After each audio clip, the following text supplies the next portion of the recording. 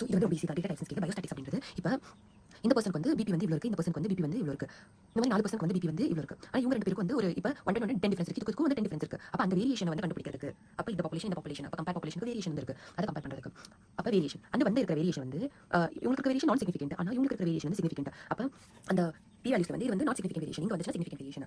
அதுக்கப்புறம் அப்போ நீங்கள் வந்து நார்மல், அப்போ இது நார்மல் என்ன, அப்போ இந்த கட் ஆஃப் வந்து யார் வந்து டிசைட் பண்ணுறா, அப்போ அந்த கட் ஆஃப் வந்து இந்த வந்து டிசைட் பண்ணுது. அதுக்கப்புறம் so burden of disease. So ஒரு வேலை நார்மலுக்கு வெளியில் வந்து ரொம்ப அதிக பீப்பிள் இருந்தால் ஸ்டாட்டிஸ்டிக்ஸ் வந்து எவ்வளோ அப்நார்மல் இருக்குன்னு கால்குலேட் பண்ணும், அதான் வந்து பர்டன் ஆஃப் டிசீஸ். அதுக்கப்புறம் நம்மளுக்கு 10 மார்க் கொஸ்டின் ரெப்ரசன்டேஷன். அதுக்கப்புறம் சைதாக்கு வந்து calculation of sample size, data types and scales. Quantitative அப்படின்றது வந்து டிஸ்கிரீட்டாக வந்திருக்கும் இல்லையே, கண்டினியூஸாக இருக்கும். Quantitative we can measure it. Qualitative அப்படின்றது வந்து டிஸ்கிரீட்டாக இருக்கும், நம்மளால மெஷர் பண்ண முடியாது. ஹைட் வெயிட் வந்து இருக்கும். நம்ம லேப்ல என்ன டெஸ்ட் இங்க பல்ஸ் ரேட் அப்படின்றது 2 பல்ஸ் அப்படினா எதுவுமே இல்லை, 1 2 2 தான் இருக்கு. ஆனால் நம்ம வந்து மேத்தமெட்டிக்ஸ் அப்ளை பண்ணுறோம், பிளட் பிளேட்ஸ்னா 2 பிளட் பிளேட் அப்படிலாம் இல்லை. ஆனால் இதில் வந்து இந்த குவான்டிடேட்டிவ் மேத்தமெட்டிக்ஸ் அப்ளை பண்ணுறோம். குவாலிட்டேட்டிவ் பெர்சன்டேஜ்ல வருது. அப்போ பை சார்ட்ல வந்து ஜெண்டர் வந்து ரெப்ரசென்ட் பண்ணுறோம். இங்க பாரு இந்த டிசீஸ் அனிமியா கூட ஒபிசிட்டி கூட இதெல்லாம் டிசீஸ் எங்க வருது, ரிச் பூர் ஹாட் கோல்டு. ஆனால் பிளட் குரூப் அப்படின்றது குவாலிட்டி, பிளட்டோட குவாலிட்டி. ரிலிஜன் அப்படின்றது வந்து மெஷர் பண்ண முடியாது, நீங்க ஐ அப்படின்னு அது வந்து ஒரு குவாலிட்டி. ஆனால் ரிலிஜன் வந்து நாமினல் வருது, இது ஐயன் ஞாபகம். அப்போ ஆனால் மோஸ்ட்லி இந்த IRON வந்து கரெக்டா. அப்போ எங்கோ வந்து இந்த பக்கம் வரும், இது வந்து இந்த பக்கம் போட்டுருக்காங்க டைப் ஆஃப் டிசீஸ், ஒபிசா நான் டிசீஸ் பிரைன் ஸ்டேட்ஸ். ஆனால் ஆர்டினல் அப்படின்றது ஒரு ஆர்டர், அப்போ ஹாட்டஸ்ட் கிரேடிங் ஆஃப் டிசீஸ் இதெல்லாம் இங்க வருது. ஓகேவா. லைக் ஸ்கேலிங் அப்படின்றது வந்து சாட்டிஸ்ஃபைட் நான் சாட்டிஸ்ஃபைடானு சொல்லுவோம். ஆனால் வந்து அதுக்கு வந்து ஹாப்பி ரொம்ப ஹாப்பி கேவலமான ஹாப்பி அப்படின்னா வந்து இருக்கும். ஸோ இது வந்து ஆர்டினல் வருது. கட்மேன் அப்படின்றது வந்து குமுலேட்டிவ் ஸ்கோர். ஸோ இப்போ 1 2 3 4 I like it's okay, I like it. So 2 வந்தா இட்ஸ் ஓகே, அவன் ஆல்ரெடி அக்செப்ட் பண்ணிருப்பான். அதுக்கு மேலே அப்போ மென்டல் ட்ரீட்மெண்ட் அப்படின்றது வந்து ஃபர்ஸ்ட் வந்து மென்டல் ட்ரீட்மெண்ட் டாக்டர் கிட்ட போகணும்னு தெரியுது. அந்த மாதிரி ஒவ்வொரு ஸ்டேஜ் அப்போ கீழே இருக்கிற ஸ்டேஜ் அக்செப்ட் பண்ணாதான் அதுக்கு மேலே போகிற மாதிரி இருக்கு. இன்டர்வல் IRல இருக்கு, ரேஷியோல 0 ஸ்டார்ட் ஆகுது. இன்டர்வல் வந்து 0 ஸ்டார்ட் ஆகுது, நெகட்டிவ் இருக்கு. அப்படி காட் சீக் டெசிபிள் டிகிரி செல்சியஸ் மட்டும் தான் இங்க வருது, மற்றபடி எல்லாமே இங்க இருக்குது. Measurement of central tendency and variation, median frequency உனக்கு வந்து தெரியும். லீஸ்ட் அஃபெக்டட் இது மோஸ்ட் ஸ்டபர்னா வந்து இருக்கும். ஏன்னா லீஸ்ட் அஃபெக்டட் அப்படின்றது வந்து கார்னர் மேலே வந்து டிபெண்ட் ஆகுது கிடையாது. ஆனால் இங்கே நம்பர் வந்து மாற்றினா இது வந்து நம்பர்ஸ் வந்து மாற்றினா அந்த நம்பர் வந்து இப்போ 1 2 3 1 2ல வந்து 1 வந்து மாற்றினா வந்து எக்ஸ்ட்ரீம் சேஞ்ச் ஆகுது. ஆனால் 3 வந்து நம்ம வந்து வச்சிருக்க நம்பர் வந்து 5 மீடியன். ஏன்னா 1 2 4 வந்து இருந்தாங்க, 1 2 4 5 வந்து மீடியன் வந்துச்சு 7 நம்பர்ஸ்ல. 1 2 4 அப்படின்றது வந்து நம்ம 90 மாற்றிட்டோம்னா மீடியன் வந்து சேஞ்ச் ஆகும். ஏன்னா இது வந்து சேஞ்ச் ஆக போகிறது கிடையாது, சேம் நம்பர் வரைக்கும். அப்போ ரொம்ப சம்மன். ஸோ அரித்மெட்டிக்னா வந்து சம்மேஷன் டிவைடட் பை n. ஓகேவா. ஜியோமெட்ரிக்னா வந்து எக்ஸ்போனன்ஷியல் ஆல்ரெடி உங்களுக்கு தெரியும், ABCD EFGH. இப்போ ரேஞ்ச் அப்படின்றது வந்து ரெண்டுத்துக்கும் மினிமம் மேக்ஸிமம் வந்து மைனஸ் பண்ணுறது இந்த 10, அதாவது வேரியன்ஸ் வந்து ரேஞ்ச். அப்போ measure of variation. Standard deviation அப்படின்றது வந்து சம்மேஷன் ஆஃப் டிவியேஷனோட ஸ்கொயர் ரூட். அப்போ MS தோனி அப்போ வந்து ரூட் மீனஸ் ஸ்கொயர் டிவியேஷன்.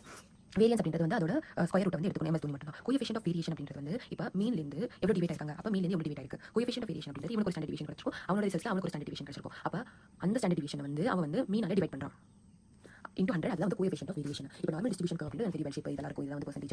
இது நார்மல், இது வந்து அப்நார்மல், இதெல்லாம் வேல்யூஸ். இங்கே வந்து எக்ஸ்ட்ரா நம்ம லேர்ன் பண்ணுறது வந்து ஸோ இந்த Z ஸ்கோர் அப்படின்றது, Z அப்படின்றது பொசிஷன் வந்து சொல்லுவோம். Z அப்படின்றது வந்து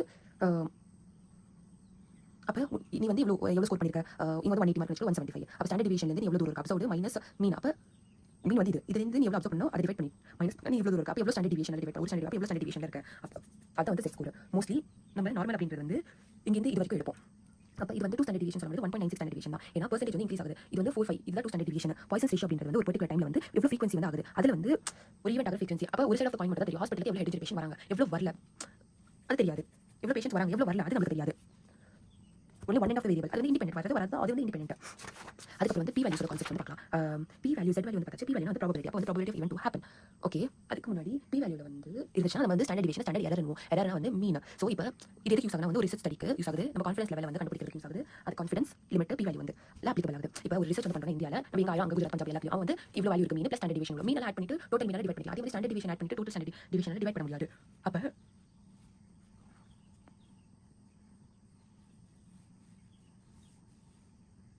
ஏதோ மிஸ்டேக்ஸ் வரும் அது. ஸோ அதுக்கு நம்ம யூஸ் பண்ணுறது தான் standard deviation of mean. Standard deviation proportion அப்படின்றது வந்து prevalence 1 minus prevalence divide by n. Probability value are P value. அதோட ரேஞ்ச் அப்படின்றது வந்து ப்ராபபிலிட்டி அப்படின்றது ஒன்று நெவர் ஹேப்பன் இல்லை happen. Okay.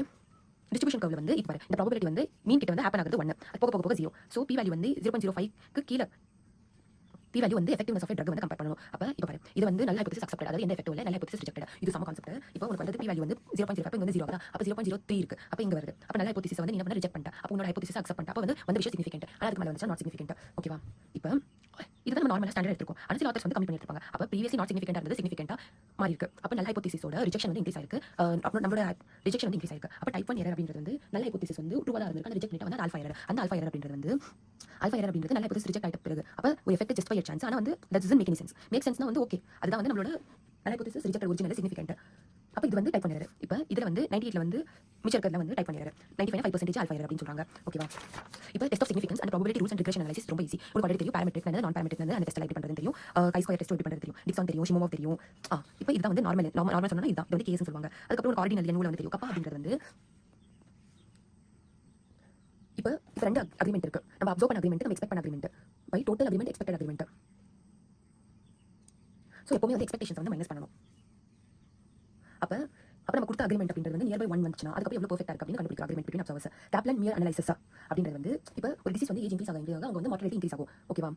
Survival rate increase ஆகும். ப்ரோக்னோசிஸ் அனலைசிஸ் அப்படின்றது எய்ட்ஸ் அப்படின்னு AIDS Z test, T test இந்த மாதிரி இங்கே Z டெஸ்ட். எய்ட்ஸ் அப்படின்றது சாம்பிள் சைஸ் கம்மியாக Z டெஸ்ட் வந்து அதிகமாக இருக்கும். ஃபிஷர் அப்படின்றது வந்து இப்போ 20 பேர் ஸ்மோக் பண்ணிட்டு இருந்தாங்க, டக்குனு 2 பேர் ஆயிட்டாங்க, ஸ்மோக் பண்ணுறது நிறுத்திட்டாங்க. அப்போ ஒரு குவாலிட்டேட்டிவ் டேட்டால வந்து நம்பர் வந்து டிக்ரீஸ் ஆகுது less than 5 ஒரு குரூப்ல.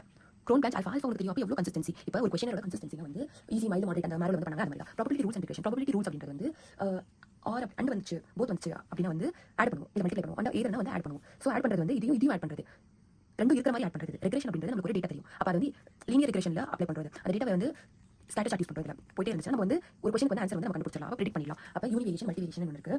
லீனியர் அப்படின்றது வந்து நம்ம குவான்டிட்டி மெஷர் பண்ணுறது வந்து யூஸ் பண்ணிக்கலாம், நம்பர்ஸ் பேஸ் பண்ணி. லாஜிஸ்டிக்ஸ் வந்து நான் லீனியர் குவாலிட்டேட்டிவ் திங்ஸ் வந்து யூஸ் பண்ணுவோம். அப்போ குவான்டிட்டேட்டிவ் வந்து ஸ்ட்ரைட் லைன் வரும். அப்போ y = mx + c அதாவது கான்ஸ்டன்ஸ்.